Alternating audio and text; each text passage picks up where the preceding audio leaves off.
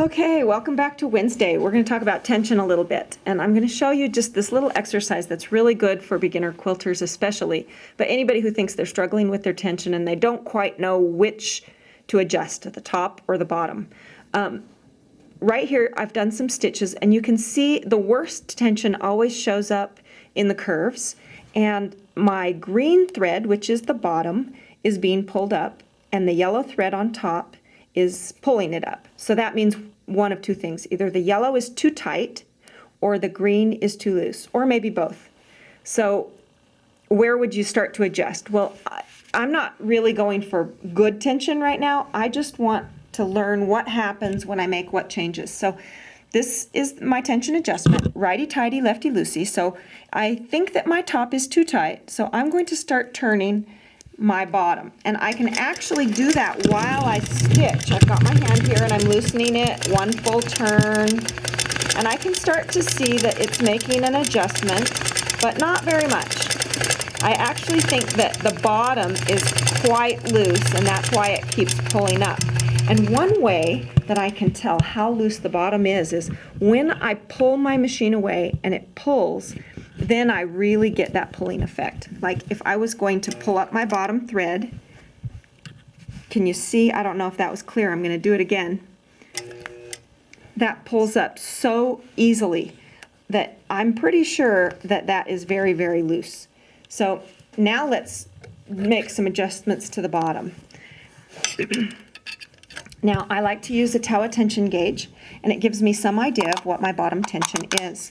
Now I already know from experience that I like it to be at like 220 or 230, and when I pull this it's more like 110. So I'm going to tighten it just a little bit. Now the top, you have to turn it a lot to get an effect. The bottom, you turn it just really a little bit and you get quite an effect. Now it's 114 or 140. And I didn't turn it much at all. I'm going to give it a little more turn, and we're maybe 170. Let's see what happens there. That's still a little loose. I don't think this is going to be ideal, but we're going to try it and see what we get. I'll pull that up. Now also pay attention when you're stitching.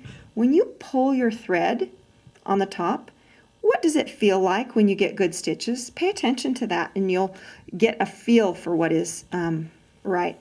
And your bottom, when you pull that, how loose, how tight should it feel to get a good stitch? Of course, you don't know when you're first starting, but as you pay attention to that, you will learn. Now, I can tell, now those, let me show you right here. In here on the corner, I'm not getting these pulled in stitches, so I'm going in the right direction, but I do still see the green thread crossing the yellow. So the knot is not forming down in the quilt sandwich, it's forming up here on top. I want to keep loosening my top or tightening my bottom until I don't see that on either the top or the bottom. So I'm going to give the bobbin a little bit more. Whoops. I lost my tail here. Sorry about that. Can't have my video too long or YouTube won't let me post it. So I'm going to tighten that a bit. I'm going to get it up to about 23 because I think that's going to give me a good stitch. That's, or I say 23 because some gauges have 20, 30, 40. This one, I should have said 230, but it's the same. One just has a 0 and one doesn't. So that's 240. That might be a little tight, but we're going to go with it.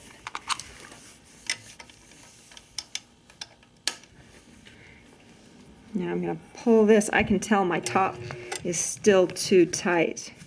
So I should still be pulling up a little bit of green thread. Yep, I am. Wonder how tight I need to make it to make this tight yellow thread get pulled down. Now, like I said, this isn't, I would loosen the top if I was going for good tension, but I want to show you what happens when it's too tight and too loose.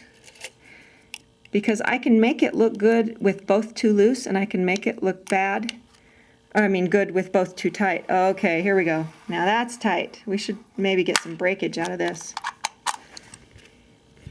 But we'll see. I'm willing to bet that it's going to pull my yellow thread, the top thread, down so that I get a stitch that's forming inside the sandwich instead of up on top. Yep, that's what I'm getting.